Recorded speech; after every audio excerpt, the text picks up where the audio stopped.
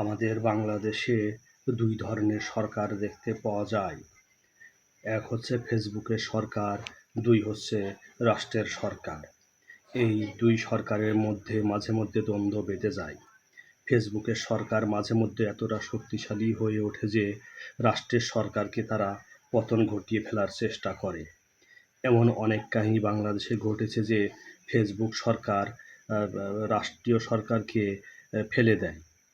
গতকাল 12ই ফেব্রুয়ারি নির্বাচন সংগঠিত হয় বাংলাদেশে।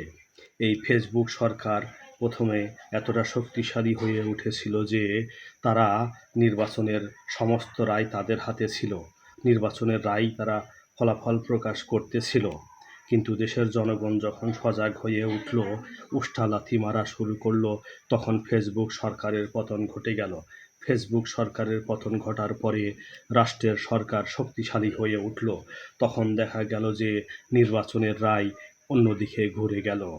এই ফেসবুক সরকারের পতনের পরেই বাংলাদেশের রাষ্ট্রীয় সরকারের ক্ষমতা ফিরে পায় এবং নির্বাচনের রায় ভিন্ন দিকে যায়।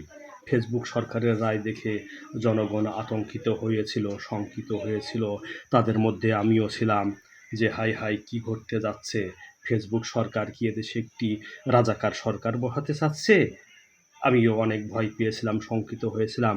কিন্তু যখন দেখলাম যে এদেশের জনগণের লাঠি উষ্টা খাওয়ার পরে ফেসবুক সরকার পলায়ন করলো, ফেসবুক থেকে পতন ঘটলো, তখন রাষ্ট্রীয় সরকার ক্ষমতা নিয়ে তখন তাদের মতো করে নির্বাচনী ফলাফল প্রকাশ করলো এবং জনগণের কাঙ্ক্ষিত আকাঙ্ক্ষার বাস্তবায়ন ঘটলো।